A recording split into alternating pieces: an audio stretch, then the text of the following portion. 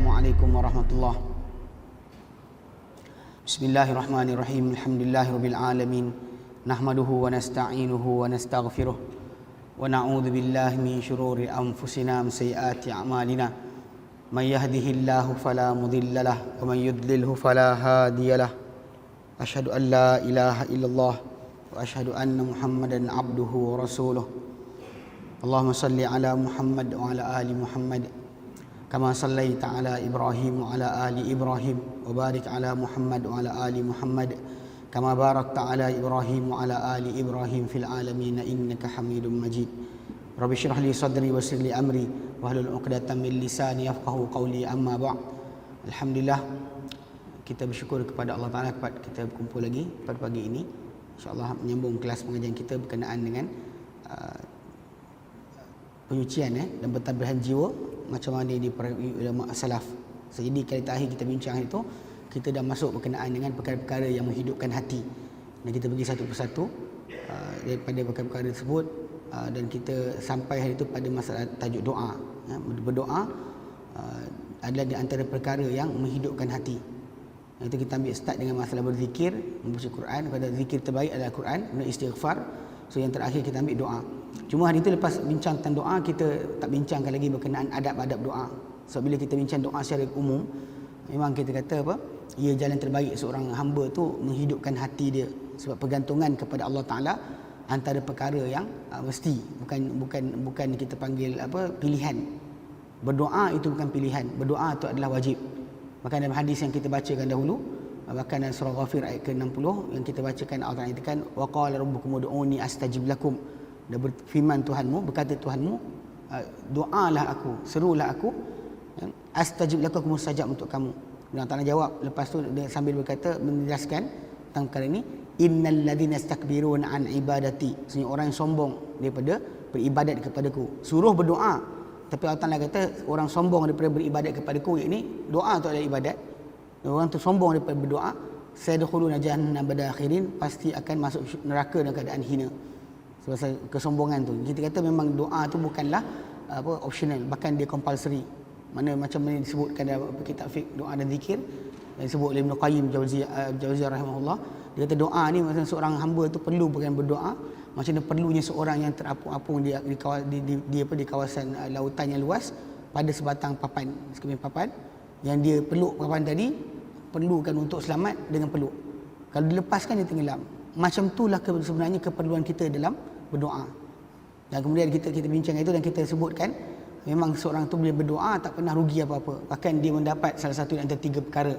Itu sama ada Allah Taala berikan apa diminta, itu cepat atau lambat, ataupun Allah Taala jadikan doa tu simpanan hari akhirat untuk syafaat baginya, ataupun Allah Taala jadikan doa dia menolak bala yang setara dengan apa yang didoakan. Kalau dia patut miskin, Allah Taala dia berdoa minta Allah Taala beri rezeki, so jadi tolak balik kepada apa ketentuan qadar Allah Taala kat atas dirinya. So kita tak ada siapa yang perlu sibuk. Dan kemudian apa, macam Umar Khattab kata, aku tak menanggung kerusingan perkenan doa, tapi aku menanggung kerusingan berdoa. Doa tu dia sibuk runsingkan, bukan masalah hasil doa tersebut. Okay? Dan bahkan biasa pada diilhamkan untuk berdoa, maka diilhamkan Allah Taala pasti akan berikan apa dia nak. Baik. So hari ni kita akan masuk kepada tajuk kecil berkenaan dengan doa ni. Pertama kita ambil adab berdoa. Adab berdoa. Qala al-muallif, kata pengarang buku kita, adab berdoa. Dia kata hendaklah dia, seorang yang berdoa tu, menantikan untuk doanya waktu-waktu yang mulia. So kita tahu bahawa doa ni Allah Taala menyahut dan mendengar doa kita sepanjang waktu. Tetapi Allah SWT juga berikan melalui nabinya SAW pengetahuan tentang waktu-waktu makbul doa atau waktu mulia untuk berdoa. Contoh dia kata seperti hari Arafah, pada setahun sekali hari Arafah. Ini dan doa Arafah ni untuk orang di Arafah sahaja. Ini kelakar oleh orang kita ada yang separuh tu kan, dia sibuk. Siapa yang menunaikan haji di Arafah pada hari tersebut, untuk dia ada doa. Untuk kita yang tak pergi haji, kita ada puasa. Untuk kita puasa, untuk mereka doa. So kita kena sibuk dengan ibadat puasa kita, bukan kita kejar waktu sampai kada keluar tersebar dalam WhatsApp. Ada orang hantar, dia kata suruh pukul sekian-sekian bertepatan tengah hari dekat Saudi, maka ketika itu orang di Arafah berdoa, awak pun kat Malaysia doa. Dia untuk di sana. So memang pada hari Arafah tersebut, yang memang Nabi kata tidak ada mana-mana hari yang paling banyak manusia dibebaskan dari api neraka berbanding hari Arafah. Dan Nabi sebut sebab apa? Nabi kata pada hari berkenaan Allah akan menjenguk pada orang-orang di Arafah. Dan Allah Ta'ala kata kepada para malaikat, lihat hamba-hambaku itu. Mereka datang kusuk masai, berdebu. Kadang-kadang datang tu dalam keadaan desperate. Dan memang hari tu orang semua berdoa. Waktu Arafah ni, waktu duduk di Arafah tu doa. Lepas daripada solat Zuhur dan Asar, lepas dengar khutbah, ucapan daripada imam yang ditugaskan. Lepas tu kita duduk situ sampai ke maghrib doa. Jangan kosongkan waktu, jangan isi waktu dengan benda lain. Maka memang itulah waktu paling afdal berdoa. Tapi kadang ada orang dia tidur pun ada. Baru ni saya dengar cerita daripada orang pergi haji. Pergi package mahal Dia pergi duduk package mahal gila. Yang package artis pergi. Dia kata ada beberapa orang tu datang, yang package ni lebih 100,000 Package 100,000 ke atas. So pergi tu, orang duduk. Dia kata dia nampak dah depan mata dia ada orang tidur waktu dekat Arafah tu. Pasal dipaksa oleh mak dia datang untuk ikut sekali. Dibayarlah, mak dia bayarlah duit banyak. Dia pergi tu, waktu di Arafah tu dia tak kejar waktu tu untuk dapatkan pemakbulan doa. Tak ada. Dia tidur. Sepanjang waktu tu tidur. Lepas duduk solat tidur. Tidur sampai petang. Ini memang kita kata macam disebut oleh Umar dalam pembincang kita yang bulan lepas. Mana tak diilhamkan dia untuk berdoa. Atau tak bagi dia ruang untuk berdoa. Dan dia pun macam tak nak. Pada waktu yang paling mulia tadi untuk berdoa, dia tak kejar. Sebab tu bila kita sebut dalam tajuk ni, seorang yang nak berdoa tadi dia kena pilih waktu-waktu, kejar waktu-waktu makbul doa. Itu contoh setahun sekali. Kemudian Ramadan dalam bulan-bulan, antara bulan-bulan yang banyak Ramadan, bulan yang dipanggil bulan doa. Sebab kalau kita lihat dalam Quran Karim dalam surah Al-Baqarah, memang Allah Ta'ala selitkan daripada ayat tentang Al-Baqarah tu. Kan Al-Baqarah ayat 183 sampai 187. Tajuk tu tajuk puasa. Memang kalau tuan-tuan belajar tafsir, bila kita lepas daripada ayat 177 surah Al-Baqarah, lepas 177, lepas Allah Ta'ala perincikan hukum dengan satu persatu. Dia mula dengan masalah tajuk kisos. Lepas tu masalah wasiat. Lepas tu masalah puasa. Lepas tu masalah makan harta dengan batil. Lepas tu masalah bulan-bulan, penentuan bulan-bulan ni. Kemudian masuk berkenaan dengan jihad. Kemudian masuk berkenaan dengan haji. Kemudian masuk masalah, kalau tuan-tuan follow, dia ada potongan-potongan dia. Sebab tu kalau dia kata siapa yang rasa nak hafal surah-surah yang panjang daripada Al-Quran Karim dan dia nakkan memahami maksud dia, sebenarnya dia boleh ambil potongan-potongan tadi. Surah tu panjang, Al-Baqarah panjang. Tapi kalau tuan perhatikan betul-betul, dia ada pecahan-pecahan dia. Betul macam dalam tafsir Maudhu'i bagi surah Al-Quran, diorang para ulama ni cuba untuk tunjukkan macam mana Al-Baqarah tu panjang tapi dia ada isi penting yang besar. Kemudian isi kecil-kecil. Di kisah tu diubah satu-satu. Macam kalau tuan-tuan buka daripada awal Al-Baqarah kan, 1 sampai 5, pendahuluan dia kemudian dengan tajuk orang beriman. Kemudian 2 ayat lepas tu 6-7 berkenaan dengan orang kafir. Kemudian daripada ayat 8 sampai ke 20 tentang orang munafik. Cuma orang munafik ujung tu dia contoh mereka, perumpamaan mereka. So 1 sampai 20 tu ada cerita dia. Kemudian ayat 21 sampai 22 berkenaan dengan suruh manusia menyembah Allah Subhanahu Wa Taala. Mana tentang ketuhanan Allah Ta'ala tekan kat situ. Kemudian masuk 23, 24, dia pindah kepada tajuk kenabian Nabi SAW. Dan bahkan orang takkan boleh membuat Al-Quran. Kemudian lepas tu masuk pula berkenaan dengan sedikit sebutan berkenaan dengan syurga. Sebab dah sebut neraka, kena sebut syurga. Kemudian lepas tu datang tentang perumpamaan yang Allah Ta'ala buatkan dalam Quran. Dia sebenarnya adalah untuk memberikan ujian kepada manusia. Orang beriman tahu contoh tersebut dari Allah Ta'ala. Orang yang kafir akan kata kenapa ini sebagai contoh. Dia kalau kita ikut Quran surah Al-Baqarah dia macam tu. Dia ada cerita yang panjang-panjang. Jadi kalau tuan-tuan buka tentang puasa Ramadan, dia bermula 183 sampai 187. Tapi tengah-tengah tu semua ayat tu kan 183, 84, 85, 86, 87 semua tentang puasa kecuali satu ayat. So, semua ayat-ayat tentang puasa. Di tengah-tengah ayat tentang puasa tadi, ayat 186 tiba-tiba datang bertukar bercerita. Kalau kita buka daripada Al-Baqarah 183, Allah Ta'ala mulakan dengan ya ayyuhalladzina amanu kutiba alaikumusiyam. Dan kemudian disebut ayat lepas tu ayyam ma'dudat, hari-hari puasa ni hari tentu. Kemudian diterangkan bukan adab puasa kalau dia kata orang sakit atau musafir boleh berganti hari lain. Kemudian diterangkan tentang bulan Ramadan. Syahr Ramadan allazi unzila fihil Quran, bulan Ramadan turun padanya Al-Quran. So kalau kita follow ni masih lagi tentang Ramadan. 187 pun uhillakum litasyamir rafathu ila nisaikum. Dihalalkan pada malam berpuasa tadi untuk kamu bercakap perkara yang bawa persetubuhan dengan isteri kalian. So maksudnya tak ada masalah malam tu buat hubungan dengan isteri. Siang puasa malam tak ada masalah. So bila kita baca tu semua tajuk puasa kecuali ayat 186. Pasal bunyi dia apa? Allah Ta'ala nyatakan a'udzubillahi minasyaitonirrajim wa idza sa'alaka ibadi anni fa inni qarib. Jika hamba-hambaku tanya pada engkau Muhammad tentang aku, maka katakanlah kepada mereka aku ni dekat. Ujibu da'watad da'i idza da'an. Aku menyahut seruan orang yang menyeruku, doa orang yang berdoa kepadaku, kan, bila dia doa kepadaku, dia seru aku. Falyastajibu li, maka mereka minta pemakbulan kepadaku. Wal yu'minu bi, mereka beriman denganku, la'allahum yashurun, moga-moga mereka mendapat petunjuk. So maksud dia tengah-tengah ayat puasa tadi, satu ayat tak ada kaitan dengan puasa. Sebab tu kenapa digelar bulan Ramadan ni bulan doa. Mana Arafah tu kan sehari setahun tu, kemudian Ramadan tu sebulan, daripada bulan-bulan yang banyak, bulan ni bagi bulan untuk berdoa, bulan pemakbulan doa, bahkan dikejar malam qadar sebagainya. Betul, hari Jumaat pada seminggu, hari Jumaat pada seminggu yang Nabi kata ada satu waktu daripada Jumaat tu yang sampai sekarang bila kita bincangkan, satu waktu, satu jam, saatan, satu detik daripada sa'ah dalam bahasa Arab, dia boleh kena satu jam, macam kita sebut satu jam lah. Macam Nabi pernah terangkan berkenaan Jumaat, barang siapa datang pada jam pertama, maka dia dapat pahala seperti menyembelih atau mengorban seekor unta. Jam kedua seperti seekor lembu, jam ketiga seekor kambing, jam keempat seperti korban seekor ayam, jam kelima seperti korban telur. Kalau tuan follow balik sebenarnya, itu antara dalil yang setengah para ulama nyatakan bahawa jam-jam ni diketahui sejak zaman Nabi sebenarnya. Tapi pembuatan jam macam ni tulisan tu taklah, tapi dia orang memang bahagikan siang tu kepada separuh, sepertiga, kan. Jadi bila kita letak separuh atau sepertiga, seperempat dan sebagainya, memang kita akan dapat jumlah tadi lah. Jam pertama tu macam pukul 7, pergi masjid sejak pukul 7, duduk di masjid tunggu Jumaat, macam korban seekor unta. Waktu ke-8 macam korban seekor lembu. Pukul 9 macam korban seekor kambing. Pukul 10 dia pergi macam korban seekor ayam. Pukul 11 macam korban sebiji telur.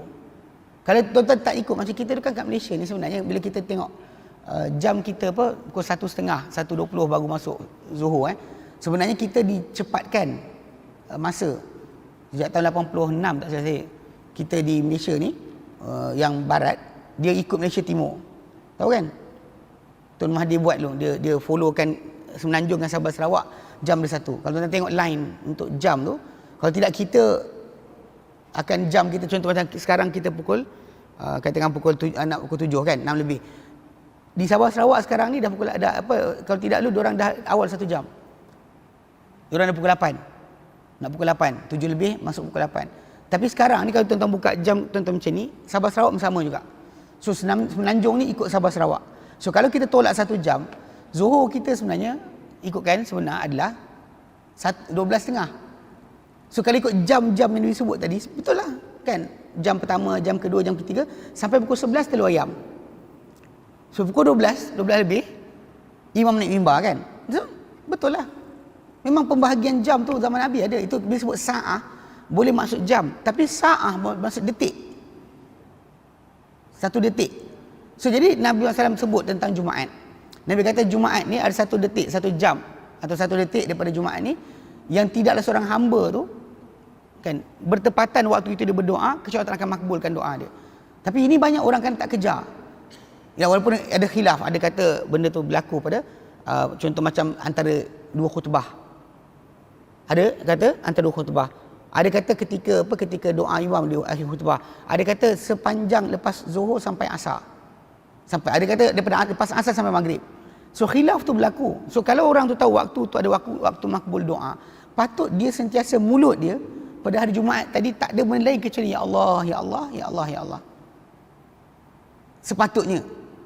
Sebab ni tawaran bila Nabi kata ini waktu makbul doa. Kita ada hajat dan keperluan. Kenapa tak kejar waktu tersebut? Kita kata waktu berkenaan waktu yang dan seminggu sekali. Macam tadi macam Arafah setahun sekali. Lepas tu ikut bulan Ramadan. Kalau ikut kepada minggu, seminggu, kita ada waktu tersebut. Itu 1 jam daripada Jumaat yang masa tadi tidak seorang tu berdoa kecuali Allah akan makbulkan apa dia nak. So kita ada hajat, keperluan tentang anak kita ke, tentang isteri kita ke, tentang suami ke, tentang adik-beradik kita ke, yang mana sepatutnya kita bersungguh-sungguh kejar dalam seminggu sekali tu waktu tersebut. Hari Jumaat tu kosongkan kalau boleh, kecuali mulut kita hanya berdoa minta kepada Allah Ta'ala apa hajat kita. Itu dalam masa seminggu sekali. Kemudian dia kata dan dia kata waktu sahur. Waktu sahur atau sepertiga akhir malam.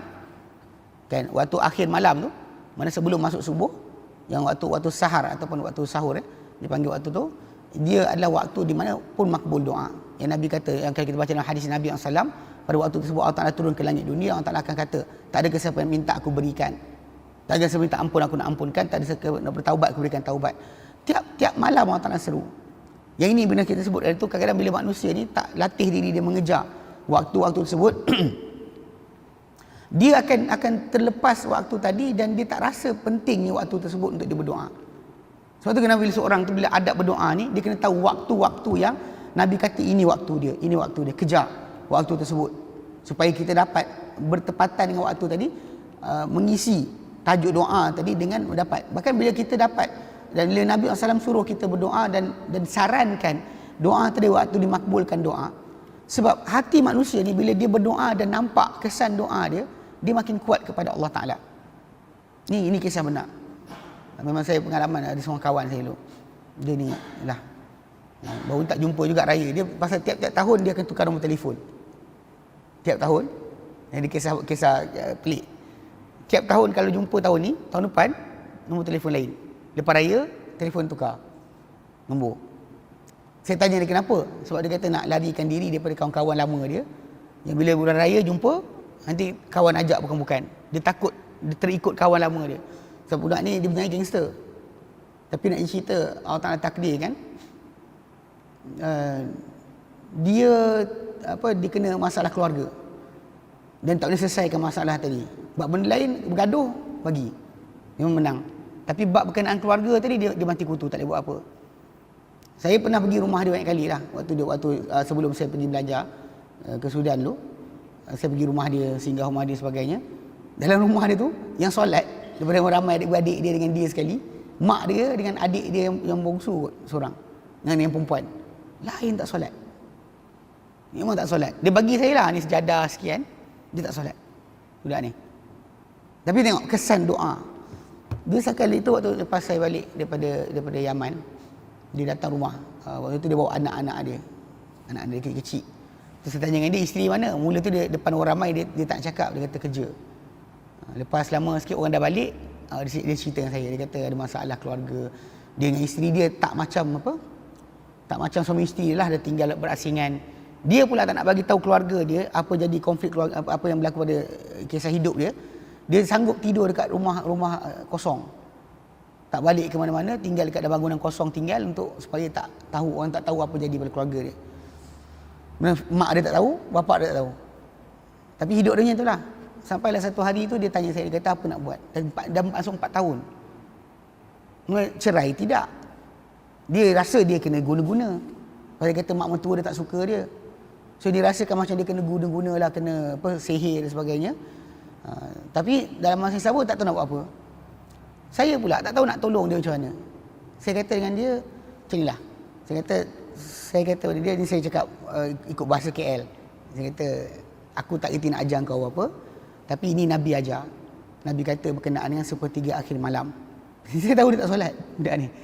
Saya kata tak solat. Saya kata macam ni, sepertiga akhir malam kalau kau boleh bangun, bersihkan diri kau, saya kata doa, minta kepada Allah Ta'ala. Sebab ini nak tolong lain aku tak reti. Nak bagi air jampi ke, suruh sembuh kat muka mertua, tak boleh. Tapi cuba bangun, saya kata. Bangun kan waktu tu, kerana ini waktu Nabi kata makbul doa. Memang permintaan akan disahut oleh Allah Subhanahu Wa Taala. So dia ni sebenarnya, ialah balik saya sebut tadi kan, waktu dia sebelum jumpa ni, memang kawan saya, tapi dia tak solat. Dia bagi saya sejadah, dia tak solat. Segi rumah dia tak solat, bapak dia tak solat, mak dia solat, lepas tu adik perempuan dia seorang solat, lepas tu adik lelaki dia, yang lain tak solat. Adik-adik ramai tapi tak solat. So, jadi dia ni Allah Ta'ala nak buka hati dia jumpa saya, dia cakap yang tu. Saya kata bangun. Jadi ditakdir Allah Ta'ala dia bangun. Saya tak tahu dia bangun ke tidak. Saya pesan pada dia bangunlah, minta kepada Allah Ta'ala. Dia bangun, minta kepada Allah Ta'ala. Dan saya jumpa dia lepas saya nasihat tu 2 minggu lepas tu. Baru jumpa. Bila bertembung balik, ketika tu muka dia ceria.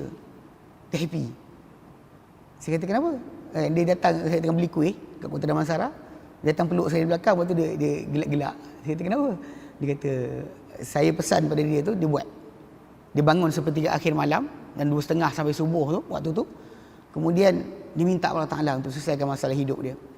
Allah Ta'ala jadikan, dia kata lepas tu, dan 3 hari, lepas 3 hari, tiba-tiba hati dia tergerak nak pergi jumpa mak mentua dia kat Selayang. Dia pergilah. Pergi mak mentua dia kata, Man, kan? Dia kata, mak tak marah, Man nak ambil anak, ambil lah. So, dia kata selama 4 tahun tu nak ambil anak pun tak boleh. Nak pergi jumpa pun tak sanggup. Tapi Allah Ta'ala jadi gerakkan, lepas dia minta tu Allah Ta'ala gerakkan je dia pergi. Mak mentua dia pula lain baik. Man nak ambil anak, bawa jalan-jalan, ambil lah, mak tak marah dia tu. Terkejut dia. Dia sangat terkejut. Mana 4 tahun punya masalah, 1 hari malam dia doa, Allah Ta'ala selesaikan. Dia kata benda ni tak pernah selesai, dia kata. Daripada 4 tahun hidup dia, masalah keluarga tadi. Hatta dia kata isteri bekas, dan sekarang dah jadi bekas lah. Isteri diceraikan dah dengan cara baik. Cerai pun cara baik lepas tu. Bahkan mak mentua dia sebelum perceraian dengan baik tu, mak mentua dia suruh dia balik dengan isteri dia. Dia pun tak faham kenapa. Pasal mak mentua dia menyampah sungguh dengan dia.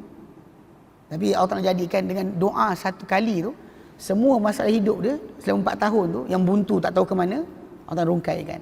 Dan lepas daripada tu, dia rasa pemakbulan doa tu. Dan saya kata dengan dia, waktu dia kata dah selesai, saya kata, sekarang kau nampak kan Allah Ta'ala dah berikan apa kau minta. Maka jangan berhenti dah solat, saya kata. Alhamdulillah sampai sekarang kalau tuan pergi kan kat Kota Damansara tu, subuh tu dia ada solat. Dia daripada tak solat sepanjang hidup dia tu, sampailah bila Allah Ta'ala makbulkan doa, hati dia boleh tergerak untuk akhirnya beribadat menyembah Allah Ta'ala, datang solat di masjid dan sebagainya. Ini penting, sebab tu kenapa Nabi SAW berikan kita waktu-waktu makbul doa, sebab supaya kita dapat kejar waktu tersebut. Dan bila makbul doa kita, benda tu akan beri kesan pada jiwa kita. Ini penting. So manusia tu merasakan pemakbulan doa tu sangat kuat untuk menjadikan dia dapat hidayah. Bahkan hati dia akan hidup. Dia akan sentiasa tahu tempat mengadu dia ada. Sentiasa bila ada kerusingan, ada masalah, dia tahu nak mengadu pada siapa. Itu penting, sebab tu kenapa bila Nabi beritahu waktu makbul doa ni untuk apa? Untuk itu. Supaya kita kejar waktu tadi dan cuba dapatkan pemakbulan doa tersebut. Dan walaupun kita tahu bahawa sebenarnya doa kita antara 3 perkara yang kita baca itu, sama ada Allah Ta'ala bagi apa kita minta, atau simpan hari akhirat, ataupun Allah Ta'ala tolak dengannya bala yang pasti menimpa kita setara dengan doa tersebut. Walau kita tahu benda ni, satu 3 perkara ni, maksudnya kita tak rugi berdoa, namun begitu dalam masa yang sama dimakbulkan doa tadi ada kesan yang sangat kuat. Dan sebab untuk akhirat nanti kita tak rasa lagi. Itu lebih tepat kalau kita dah kenal sifat Allah Ta'ala seperti Alim, Hakim, Khabir, Rahim. Kita kenal Allah Ta'ala ni amat-amat mengetahui, amat-amat penyayang, amat-amat luas pengetahuan, kan? Dan juga amat-amat bijaksana. Kalau kita tahu sifat ni, memang sepatutnya bila apa berlaku pada diri kita, kita tak ada rasa tak puas hati kenapa jadi kat aku. Kenapa bapa aku yang mati bukan bapa orang lain? Kenapa aku kena sedangkan aku baik? Aku datang solat tapi aku kena juga musibah. Soalan tu akan hilang bila kita faham 4 sifat ni tadi. Tapi ongoing untuk kita faham, maka makbul doa tadi membantu untuk kita kuat. Jika tidak, kita akan tak reti. Kita doa macam entah doa ke tak doa pun sama je. Sedangkan tidak, dan kesan berdoa tadi kalau dimakbulkan, dia memberi kesan sangat kuat. Ini memang banyak perkara yang kita perhatikan, pengalaman yang betul-betul depan mata kita lihat. Yang mana kawan tadi, dia daripada tak solat, akhirnya solat 5 waktu, jaga waktu-waktu solat. Sebab kerana apa? Kerana Allah Ta'ala makbulkan doa dia sekali je. Dia rasa pemakbulan tadi, dia boleh berubah hidup dia. Itu cara sebenarnya kenapa kita fikirkan tajuk adab doa ni kita bincang, ya. Dia kata hendaklah dia mendapatkan keadaan yang mulia. Itu waktu-waktu. Lepas tu keadaan yang mulia seperti turun hujan. Waktu turun hujan. Itu waktu yang kita kata makbul doa Nabi sebut. Kemudian kemaraan di barisan di jalan Allah Ta'ala dan jihad, ketika tengah berbaris berjihad, di situ waktu juga. Dan ketika sujud, Contoh keadaan ketika sujud. Sujud tak kira waktu apa. Tapi bukan buat sujud baru. Saya perhatikan rupanya ada fahaman pelik pada masyarakat kita. Dia pergi sujud lain. Lepas solat tu, nak berdoa dia sujud. Dia punya sujud doa. Ini bid'ah yang tidak ada kaitan dengan ajaran Nabi SAW. Yang Nabi maksudkan sujud tu adalah sujud dalam solat. Bagi Nabi kata sehampir-hampir seorang hamba, dia kata ni, dia kata kerana hadis Abu Hurairah anhu daripada Rasulullah SAW, bagi dia bersabda, akrama kanal abdu amma yakunul abdu ar-rabbihi wa sajidun. Sehampir-hampir jadinya seorang hamba tu daripada Tuhannya adalah ketika sujud. Fa aktsirud du'a, banyakkanlah berdoa. Ini untuk maksud dia ketika dalam solat. Kita dalam Islam ni kita ada sujud ni, ada sujud solat, sujud sahwi, sujud syukur. Ini sujud yang ada. Jangan tambah sujud doa. Ni saya perhati tengok ada orang tu dia dah habis solat dah. Lepas tu tengah duduk tu kan, lepas tangan dia membilang tasbih ke Allah Alam. Lepas tu dia sujud. Lepas tu bila ada seorang student tu jumpa saya, dia kata, tak boleh ke saya sujud balik untuk doa? Saya kata, kenapa? Lepas dalam solat tadi kita kena ikut imam. Memang adab kita bila solat berjemaah. Bila imam takbir, imam duduk. Kita takbir, kita duduk. Imam takbir, imam sujud. Kita takbir, kita sujud. Ini hadis dalam Bukhari Muslim, datang macam tu. Nabi kata, innama ju'ilal imam liyutamma bihi. Imam dijadikan untuk diikuti. So apa pergerakan imam, follow. Jangan tangguh-tangguh untuk ikut.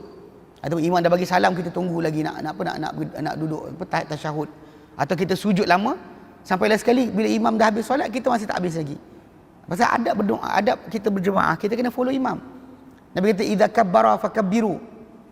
Bila imam tu takbir, maka kamu takbir. Wa idza qala waladhdallin faqulu amin. Bila imam tu kata waladhdallin, kamu cakap amin. Wa idza kabbara wa sajada fakabbiru wasjudu. Bila imam takbir, imam sujud, kamu takbir, kamu sujud. Wa idza qala subhana hamidah. Maksudnya semua pergerakan kita dengan berjemaah tadi tak diajarkan kita tangguhkan pergerakan daripada imam. Kerana perbuatan kita dan sebagainya. Hatta ini yang dalil yang kuat. Dan berjemaah kita kena follow imam. Tak boleh. Hatta kalau Fatihah kita tak selesai sekalipun, kita kena follow imam. Kadang-kadang bila fatwa yang kata boleh 2 rukun besar kita tinggal imam. Tuan-tuan bayangkan kalau jemaah yang ramai, imam buat macam imam rukuk, dia tak rukuk lagi. Imam i'tidal, dia tak i'tidal lagi. Dia tak rukuk lagi. Imam sujud, baru dia rukuk. Kalau semua makmum macam tu, tuan-tuan bayang jemaah macam ni. Yang pasal setiap orang bacaan dia untuk Fatihah tak sama laju. Seorang tu 5 km sejam. Seorang tu 10 km sejam. Seorang tu cepat, seorang lambat. Kalau semua orang ikut gaya masing-masing, jemaah habislah. Imam dah i'tidal, ada orang sujud lagi. Boleh bayang apa jadi? Ini kadang-kadang orang tak faham bab ni. Sebab kalau dia kata sekalipun kita baca hadis yang Nabi kata solat, dia kata la solata, tidak ada solat liman lam yaqra bi fatihatil kitab. Tiada solat bagi siapa tak baca yang Fatihah kitab. Kena juga ambil hadis yang ni. Imam jika untuk diikuti, ini kita gabungkan. Kita boleh ambil ini pada ketika solat bersorangan atau solat bersendirian. Ini ketika solat berjemaah. Sekarang dia kata solat berjemaah tadi tak diasingkan bentuk dia daripada orang yang bersolat bersorangan, akan jadi masalah tadilah. Macam tu bila orang sebut berkenaan dengan imam kan, dia Nabi SAW ni, siku ni Nabi angkat. Ketika anda solat seorang-seorang boleh buatlah. Ketika dalam berjemaah buat macam tu, kena kepala kawan. Kita solat nanti kawan kita siku kepala kita. Kita kembang siku kepala dia. Tak gila. Lepas tu kena faham, bila sebut sahabat kata Nabi solat macam mana, awak dalam berjemaah, awak mungkin tak boleh buat macam tu. Hatta kedudukan duduk, iftirah atau tawarruk tu kan, mungkin tak boleh nak duduk macam tu sebab kita rapat. Imam boleh duduk lah, kita tak boleh. So janganlah kita paksakan impit kawan kita. Kenapa sunnah? Impit kawan, lepas tu kawan pun sekian. Saya ingat ada seorang kawan kami, dia kata apa, dia ada seorang syekh daripada UK, Arab, tinggal UK, kemudian datang Malaysia buat ceramah sebagainya. So ketika solat berjemaah, kawan ni solat sebelah, dipenyek kawan tu, dia dihimpit syekh tu. Syekh tu lepas solat kan, dia kata, brother, it's good to follow sunnah but don't hurt others. Dia kata, you are hurting me. Dia ni, kau bagus ikut sunnah, dia kata, tapi kau janganlah sakiti orang. Kau tadi solat tadi kau himpit aku, kau tahu tak? Dia dalam solat tadi dihimpit buat syekh tu. Ya, kawan-kawan kita kan tak faham bab ni. Sebab tu kena bezakan. Bila anda tak bezakan, dia masalah. Sebab tu bila solat bersama imam, anda kena follow imam. So bila dia ikut macam tu, dia tak boleh nak sujud lama. Saya kata betul, memang tak boleh sujud lama. So dia kata boleh tak kita sujud lepas solat untuk doa. Saya kata mana datang mana? Pasal maksud Nabi dalam solat tadi, kalau macam tu, solat sunat. Solat sunat dan doa lah panjang mana pun. Ketika sujud, ketika rukuk, doa lah panjang mana pun. Pasal kita macam contoh macam hatta bacaan imam kan. Macam bila kita bersolat berseorangan, kan memang digalakkan kita baca panjang. Macam Nabi kata, afdhalus solah tulal qunut. Solat paling elok adalah panjang ini bacaan dia, panjang berdiri dia. Tetapi kalau berjemaah, Nabi tak suruh macam tu pada imam. Nabi kata tengok belakang kan, orang belakang kau ada hajat, ada keperluan, ada sakit, ada ini, ada itu. Maka Nabi suruh baca pendek-pendek untuk imam. Untuk imam. Tapi ketika mana kalau kita berseorangan atau qiyam Ramadan dan sebagainya kan, yang bukannya solat fardu, panjanglah, bantailah baca panjang mana pun. Sedangkan ketika mana kita jemaah untuk fardu, Nabi kata orang belakang tu ada keperluan, ada kerja, ada sekian. Nabi tak bagi baca panjang. Walaupun kadang Nabi baca panjang juga. Kadang Nabi baca panjang juga. Macam surah As-Saffat, Nabi baca ketika solat subuh. Surah As-Saffat. Ada surah-surah lain Nabi baca ketika maghrib, panjang. Tapi dalam masa pesanan Nabi itu lebih utama kita laksanakan. Kita ikut Nabi ada dua kan. Satu perbuatan, satu arahan. Kita mulakan dengan apa? Arahan. Apa Nabi cakap, suruh buat. Kita buat ni. Ikut yang ini harus. Contoh macam kita, kawan-kawan kita belakang kita semua kita tahu. Tak ada siapa sakit. Kaki semua kuat. Kan? Tak ada siapa lenguh. Kan? Lenguh lutut dan sebagainya. Baca panjang, silakan. Kalau dia kata ketika tu kita tengok ada yang sakit demam, dan pendekkanlah bacaan. So jadi kita kena faham macam tu. So bila berjemaah, memang kita kena ikut imam lah. Jangan kita tangguhkan bangkit dari sujud kerana nak berdoa. Kalau nak berdoa sangat, solat sunat nanti buat. Mana solat sujud tu daripada Zuhur tu sampai Asar tak ada hal. Tak bagi bangkit sebab nak doa. Tak ada hal. Tapi jangan buat benda baru, contoh sujud untuk doa. Ni sujud doa dia panggil. Kenapa sujud ni? Nak doa, Sujud doa. Mana ada? Ni rekaan baru. Ni gaya baru. Macam juga ada orang tu sujud syukur. Untuk apa? Untuk hari ni dia masih hidup. Kerana masih hidup lagi, maka sujud syukur. Tuan-tuan sekalian, kalau kita nak sujud untuk semua nikmat Allah Ta'ala yang memang kita dapat setiap hari, tak dan sujud. Tak ada berjalan, tak keluar rumah kita. Macam kita sujud tu, lepas tu untuk oksigen, air, apa lagi? Binatang ternakan yang hidup tu, kemudian apa? Tumbuhan yang keluarkan padi, pokok padi, lepas tu makan apple, pokok apple. Itu belum lagi, lepas tu kulit kita, otot kita, air mata kita, air mata ni penting. Kalau dia kata tu sujud, kerana ada air mata. Sebab tuan tahu tak, kalau tak ada air mata ni, tuan tutup mata, buka mata, tutup mata, koyak tau. Ni kornea, kita punya ni, lapisan kulit mata ni kan, dia koyak. Setiap kali tutup, tarik, dia tanggal. Ni pernah saya jumpa orang, dia pergi jumpa doktor pakar mata tu cek mata dia, dia kata apa? Mata awak dah terhakis. Sebab dia suka buka mata main game, dalam aircon. Kalau dia kerip mata kan terlepas game tu, so dia buka mata lama. So kena aircon, mata dia kering kan, kulit atas tu lekat kat mata, dia buka mata koyak. Pasal bahkan doktor tu kata ada pernah jadi satu patient tu, dia tutup mata tengah malam, besok pagi tak boleh buka. Pasal kering sangat mata dia. Melekat macam tu, kena bedah tu, kena bedah untuk lepaskan balik kulit mata daripada biji mata tu. So air mata tu ada pun awak dan syukur tak? Mu syukur sebab air mata, sujud syukur sebab air mata ada. Tarik telinga, hingus, takkan sempat. Sebab tu jangan memandai-mandai kata hari ni telah bangkit, manggil kita sujud. La ilaha illallah syarikalah. Kalau Nabi buat, kita buat. Kalau Nabi tak buat, jangan buat. Ngarut macam ni. Sujud syukur kerana masih lagi hidup.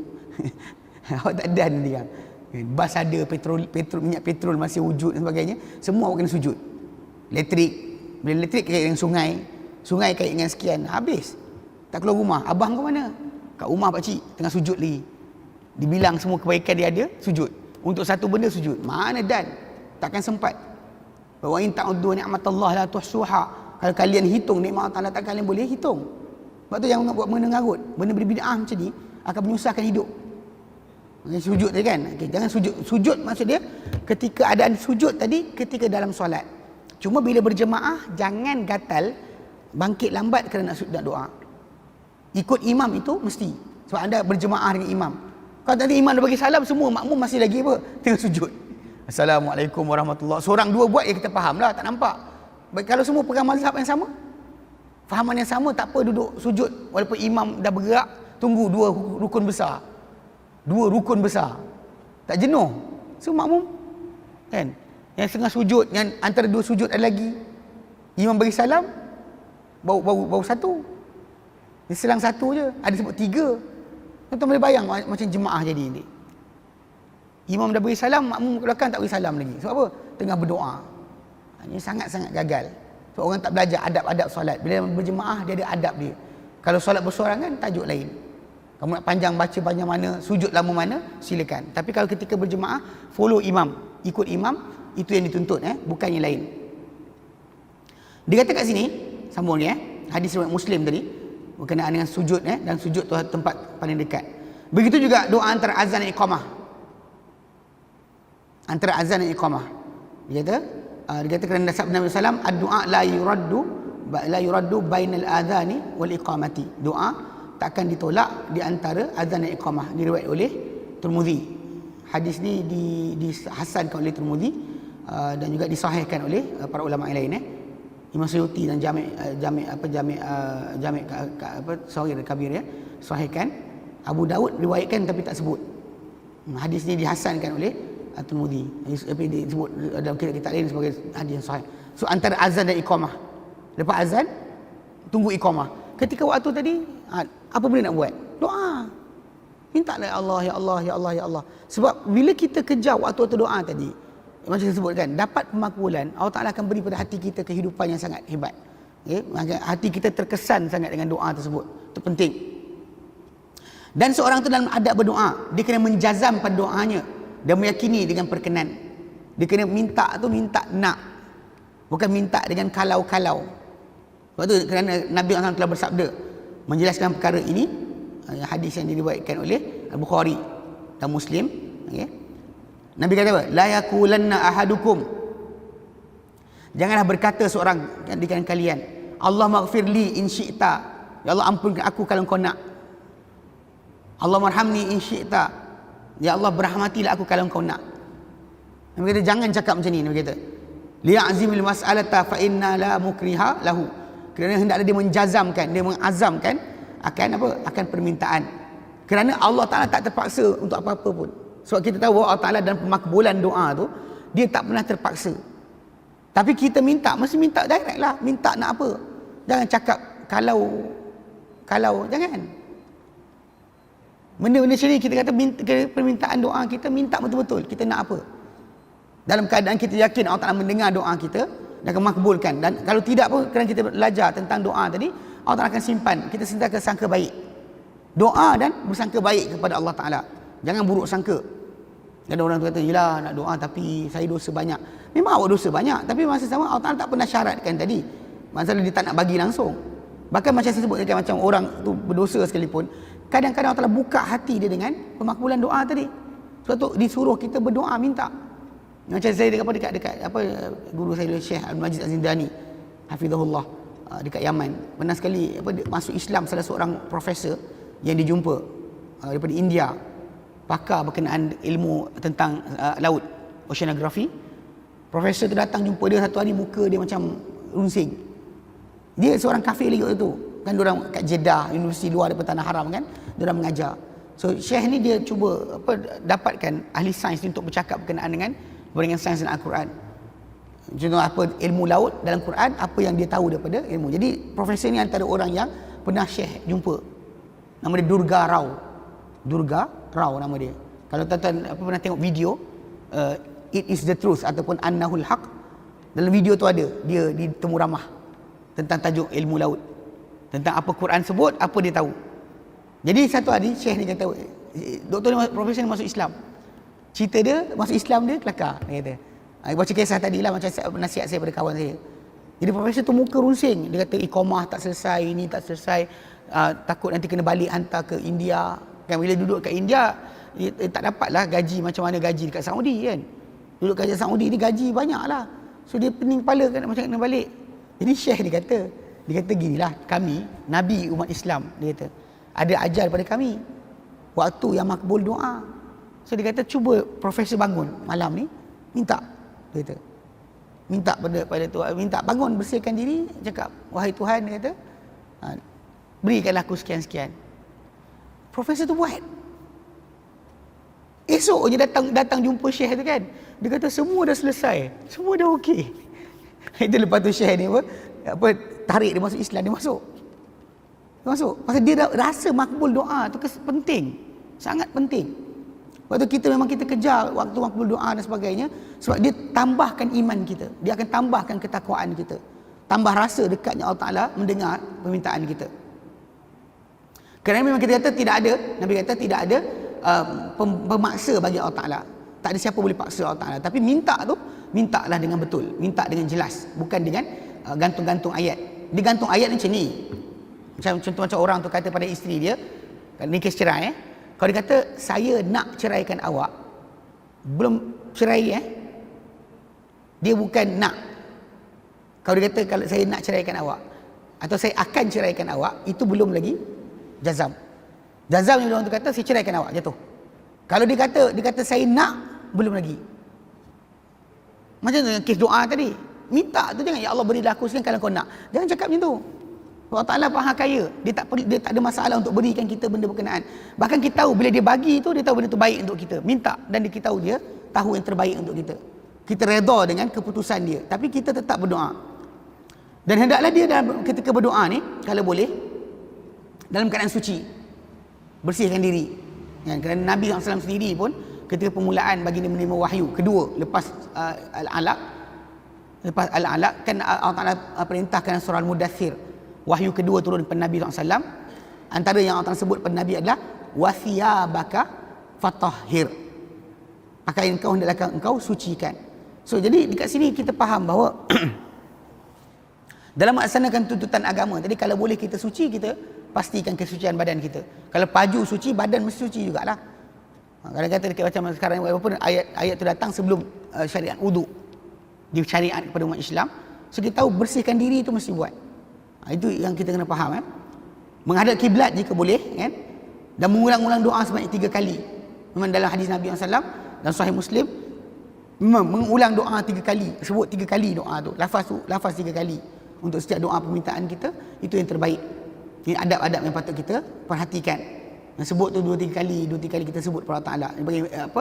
Alaha fid doa. Orang tu apa? Merayu-rayu, bersungguh-sungguh dan berdoa. Sebut 3 kali at least. Kita memulakan doa dia dengan puji Allah Azza wa Jalla. Ini adab doa yang kena buat. Sentiasa dalam berdoa mula dengan puji Allah Ta'ala. Menyanjung Allah Ta'ala dengan nama-nama dan sifat-sifatnya. Ini penting sebab dalam doa kita kena ada tawassul dengan Asma'ul Husna. Seru Asma'ul Husna tu Allah Ta'ala dengan nama yang terbaik, dengan nama dia, dan berpadanan dengan nama apa. Kalau kita nak minta apa, nama apa kita pakai. Jangan minta ya apa, contoh macam untuk musnahkan musuh yang membunuh umat Islam, ya Arhamar Rahimin. Salah tu. Kita ya Muntaqim, ya Jabbar. Lafaz tu kena tahu kat mana pakai ni, kat mana pakai ni. Lepas tu fake berkenaan Asma'ul Husna, kena belajar.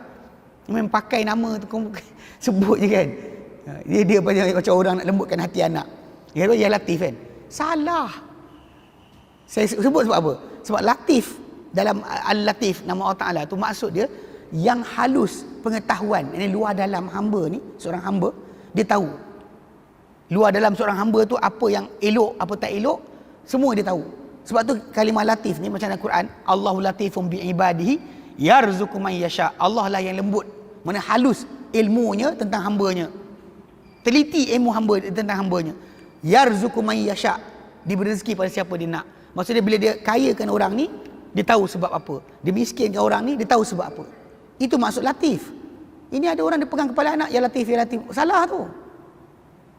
Awak pakai mana nama ni? Nama lain patut pakai, nama pakai nama tu. Apa pasal tak belajar. Dia ingat Latif tu lembut. Lembut apa? Lembut elok lah, bukan. Latif tu maksud dia halus. Maksud dia pengetahuan luar dalam. Sebab tu Allah Ta'ala gandingkan latifun khabir. Dalam Quran digandingkan kalimat al-latif dengan al-khabir. So, ini contoh lah. Bila dia merayu Allah Ta'ala tadi, pilih nama yang betul dengan rayuan awak. Awak nak minta apa? Rezeki.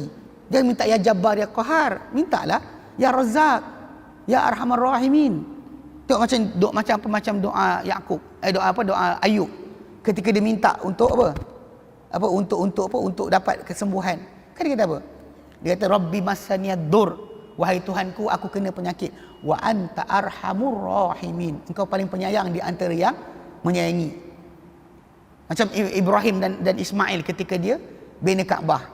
Kan bila minta Allah Ta'ala terima amalan mereka, innaka antas samiul alim. Kita minta Allah Ta'ala kurnia taubat, innaka antat tawwabur rahim. Ketika minta utuskan kepada bangsa keturunan diorang seorang nabi yang akan ajar manusia ni kebaikan dan sebagainya, diakhiri doa tersebut dengan apa? Azizun Hakim. Aziz, innaka antal azizul hakim. Sebab apa aziz hakim? Aziz perkasa, apa buat tak boleh siapa tolak. Hakim, keputusan dia bijaksana, betul dan tepat. Sebab tu lafaz nama tadi kena betul. Sebab tu mengenal Allah Ta'ala dengan nama yang terbaik, Asmaul Husna ni kena diajarkan, diterapkan. Terbanyak saya perhatikan orang banyak guna Asmaul Husna gagal. Tak apa benda dibaca tahu. Ada yang buat doa rekaan kemudian dia nama beramal dengan nama ni. Kalau nak jaga office macam ESQ tu kan, ada geng-geng dia. Dia nak jaga office, dia sebut apa? Dia sebut ya Hafiz. Tu tinggal office tak kunci. Tapi jadi cerita apa? Kena rompak. Geng-geng curi masuk dalam tu, buat lari komputer. Ini bijak pandai kan. Dia sebut ya Hafiz kata keluar. Mana boleh macam tu? Ada separuh tu dia buat ya bari. Saya jumpa ada seorang perempuan ni, akak ni. Saya cerita bab berkenaan dengan Asmaul Husna ni. Lepas tu dia katalah, saya dulu guru saya ada berikan di Indonesia kan, di ESQ. Dia kata guru dia bagi, kalau kesusahan, sebut ya bari. Al-Bari'u yang mencipta, yang mengadakan. Nama Allah Ta'ala lah. Al-Bari'u. Al-Musawwiru kan, sebut dalam surah Furqan tu, ujung tu, Al-Bari'u. Tapi dia kata ya bari lah, dia sebut ya bari. Nanti kalau susah, dibantu oleh Tuhan. Dia cakap yang tu. Saya kata salah, tak betul macam tu. Tapi jadi ustaz, dia kata. Saya dah gunakan. Apa jadi? Dia kata kereta saya rosak. Kemudian saya sebut ya bari, ada orang datang tolong. Saya tanya soalan, kereta akak rosak kat mana? Dia kata dekat highway. Dekat highway tak sebut ya bari, duduk dia diam, jadi polis peronda datang. Tak ceterai lah, parking tepi jalan. Tepi highway tu kan dia tulis kecuali kecemasan boleh berhenti, lain tak boleh. Tepi highway tak boleh berhenti. Kalau awak berhenti, jadi plus ronda lintas, dia tanya akak kenapa? Dia panggil lah kalau rosak ke minyak tak ada. Saya kata akak rosak kat mana? Rosak kat tepi highway. Memanglah kalau tepi highway ada orang datang tolong. Tak sebut ya bari pun, saya kata. Anda kalau akak cerita kereta nak masuk gaung ya bari terlompat balik, saya takjub lah sikit. Ini kereta tepi highway.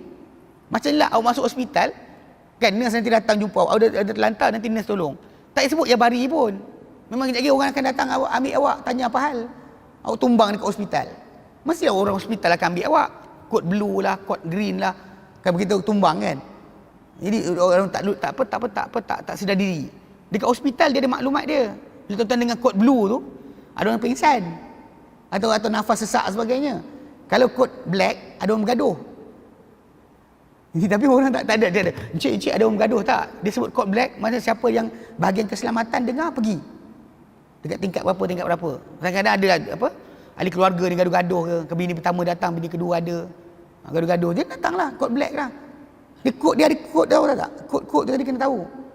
So jadi maksud dia kalau dia kata awak pingsan dekat hospital, tumbang kat hospital, doktor datang cek awak. Pelik ke? Tak pelik.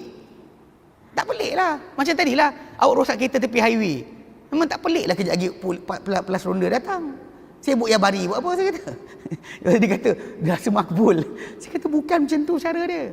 Banyak orang tak tahu bab ni, bab berkenaan dengan Asmaul Husna tu macam mana seorang tu patut amalkan. Ini sangat salah sebenarnya. Tapi lah macam mana kita kata, benda macam ni kena ada buat kelas khas. Fiqh Asmaul Husna. Fiqh Asmaul Husna, kalau tuan-tuan boleh cari guru yang boleh ngajar, cuba dapatkan buku ni, Abdul Razak Abdul Muhsin Al-Badr. Dia buat buku Fiqh Asmaul Husna yang memang sangat bagus. Dia 18 tajuk pertama tentang adab. Fiqh. Lepas tu start daripada tajuk 19 sampai habis 55 tajuk ada 55 tajuk. Dalam tu semua satu-satu nama Allah Taala yang mendatangkan Quran atau hadis Nabi dibincang, dibahaskan. Sebab tu Al-Latif tadi saya maklumkan. Sebab itulah dia kata maksud Al-Latif tu halus pengetahuan luar dalam. Salah pakai tak betul. Sebab tu bila kita doa kepada Allah Taala menyebut nama dia bertepatan dengan apa yang datang tu adalah mesti kemudian dia kata menyusulkan selawat kata Rasulullah SAW. Ini kerana hadis yang datang hasan dihasankan oleh setengah para ulama berkenaan dengan doa itu tergantung sehingga diselawat ke atasku. So selawat ke atas Nabi SAW. Memang ini perangai para sahabat Nabi SAW lepas baginda wafat dan sebagainya, memang mereka sentiasa bila buat ucapan dan sebagainya mereka puji Allah kemudian selawat ke atas Rasulullah SAW. Okey. Dan kemudian sebut hajat, minta hajat yang dia nak. Dan diakhiri dengan selawat ke atas Rasulullah SAW juga dan muji Allah Azza wa Jalla. Tutup pun dengan selawat dan juga puji Allah Taala. Ini antara sebahagian daripada adab-adab berdoa. Dan dalam masa yang sama kan dah syuruk dah ke? Oh, dah sudah. Okey, baik. Kita berhenti sini. Tak lama nanti kan masalah. Kan nak sarapan pagi lah benda kan, ada tamu datang rumah musim ni kan. Jadi kena ingatkan nanti kita sambung lagi, ada sikit lagi beberapa adab-adab yang sangat penting. Sebab setiap adab ni disebut ni walaupun dia sebut ringkas tapi sandaran hadis Nabi SAW dan juga ayat Quran berkaitan tajuk ni sangat banyak. Sebab tu saya tak nak rushing habiskan. Di sikit je ada beberapa perenggan je lagi, 4 perenggan. Tapi dalam masa yang sama benda ni penting. Setiap satu benda disebut tu sangat penting untuk menjadi adab dalam seorang tu berdoa. So insya-Allah nanti kita sambung kemudian. Dan untuk musim ni peringatan banyak berlaku orang suka buat solat hajat kan, pada musim jerbu ni nak minta hujan. Kita ada sunnah Nabi SAW dipanggil istisqa. Istisqa ini minta hujan, doa atau solat minta hujan. Kalau anda kata pada hari Jumaat kita boleh minta imam atas mimbar, tak payah buat solat lain, dia boleh doa di atas mimbar minta hujan. Ini Nabi sendiri buat sallallahu alaihi wasallam. Nabi tak pernah gabungkan Jumaat dan juga istisqa. So, istisqa ni solat dia macam solat raya, takbir 7 kali 5 kali lepas daripada takbiratul ihram tu kan. Doa kedua macam solat raya. Bahkan berhimpun ramai-ramai macam solat raya. Cuma beza dia satu benda lah, tak digalakkan pakai baju cantik ketika datang istisqa. Buat di tanah lapang sebagainya. Tapi benda ni kalau anda kata solat istisqa asyik. Tapi kalau hari Jumaat memang boleh disarankan kepada imam-imam di atas mimbar terus doa atas mimbar. Sebab itu cara sunnah Nabi SAW. Orang mengadu tentang air tak ada dan sebagainya, hujan tak turun, Nabi doa atas mimbar. Kemudian minggu depan datang orang kata ya Rasulullah habis semua roboh rumah, pun Nabi doa atas mimbar. So itu ketika waktu yang kita kata istisqa atau dalam khutbah. Di akhir tu imam tu doa terus. Kalau sekiranya tidak, maka solat istisqa. Jadi banyak orang tinggalkan sunnah Nabi. Yang Nabi dah ajar tu yang terbaik. Tapi masih juga cari benda yang Nabi tak ajar. Tak tahu kenapa. Kalau Nabi tak pernah ajar doa minta hujan, solat minta hujan atau doa minta hujan, Nabi tak pernah tunjukkan. Saya fahamlah mungkin orang terdesak macam kes anak nak periksa, nak exam, tak tahu nak buat apa, solat hajat. Mungkin itu sebab tak ada dalil daripada Nabi SAW doa khas untuk lulus exam. Tapi yang ini Nabi tunjukkan berkenaan dengan bangun untuk istisqa ni tadi, datang istisqa ni tadi, berhimpun, Nabi tunjukkan berkali-kali. Yang atas mimbar ketika hari Jumaat daripada hari lain, dia di tanah lapang dan sebagainya pada hari biasa. Memang Nabi tunjukkan, tapi tak nak juga, tak tahu kenapa. Dia nampak agak kalau ikut hadis Nabi tu rugi apa tahu? Ini hadis Nabi, sunnah Nabi, takkan sunnah Nabi kurang daripada ajaran orang biasa. Tak, ini peliklah sikit saya perhatikan. Mutakhir ni dalam keadaan-keadaan musibah berlaku, Allah Taala akan zahirkan mana fahaman manusia ni tadi, di mana silap, mana salah dia. Bahkan terang-terangan dia nampak Nabi punya ajaran, dia boleh lari ke tempat lain untuk tidak amalkan yang Nabi ajar. Sangat masalah. Ini kepelikan yang saya perhatikan lah. Jadi kita kata boleh jadi contoh ke tempat lain kan, di Perlis ni, buat benda berkenaan. Kalau kata nak minta solat hujan, minta istisqa tu buat beramai-ramai. Istisqa betul-betul. Kalau dia kata atas mimbar, pesanan pada semua khatib, doa di atas mimbar untuk minta hujan. Bahkan terjemahkan doa tadi biar orang dengar faham apa minta. Kadang-kadang orang ramai tak tahu dia minta apa. Ialah doa imam dalam bahasa Arab. Pakcik belajar bahasa Arab, wahum. wa humahum. Mana dan nak faham doa panjang. Jadi kalau tu boleh terjemahkan doa tadi biar orang faham doa tu minta apa. Supaya kita faham bahawa benda tu tengah minta hujan dan sebagainya. Supaya benda ni orang faham sunnah. Dan bahkan bila makbul doa turun hujan, demi Allah, hati manusia yang tengok kejadian tadi pasti terkesan. Orang yang minta tu pasti dia dengar, memang dia terkesan. Orang dengar pun terkesan. Sebab dulu dekat Eritrea pernah jadi kes ni. Dia panggil hujan orang Islam. Hujan orang Islam. Sebab kes dia kemarau panjang dekat sana Afrika. Kalau kemarau panjang ni bertahun kadang 2 tahun sekali baru hujan turun. Lepas daripada hujan tak turun lama, semua orang try buat agama ni buat tak jadi ke. Lepas tu last sekali kan ada orang-orang muda dekat situ cakap dengan imam masjid. Dia kata bukan kita Islam diajarkan ke berkenaan dengan kalau hujan tak turun nak buat apa? Dia kata ada, tapi tak pernah buat selama ni.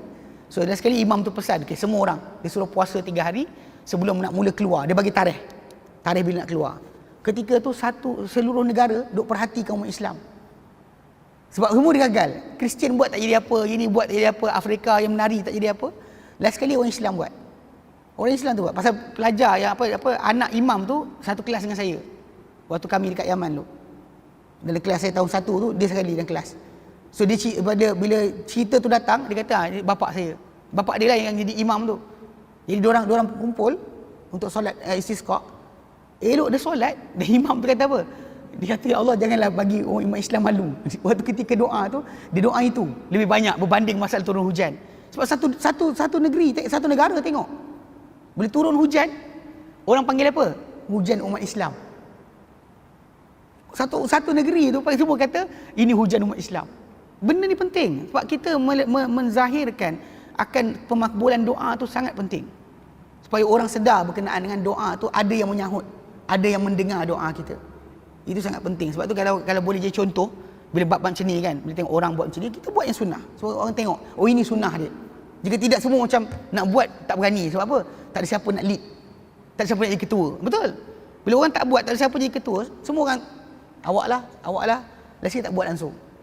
So kalau dia kata kalau kita dalam kes ni, kalau dia kata perlu, kalau saya tengok sekarang ni dah Jerebu dah sampai ke Perlis kan. Boleh start lah. Sebab hari tu baru-baru ni dalam minggu lepas Perlis hijau. Mana ikutkan kes IPU, tempat-tempat lain merah, Pulau Selangor dan sebagainya. Yang Perlis hijau. Ni tapi datang nampak dah kelabu dah. Boleh lah insya-Allah. 2-3 hari kalau dia kata nampak meningkat, panggil orang ramai buat solat istisqa.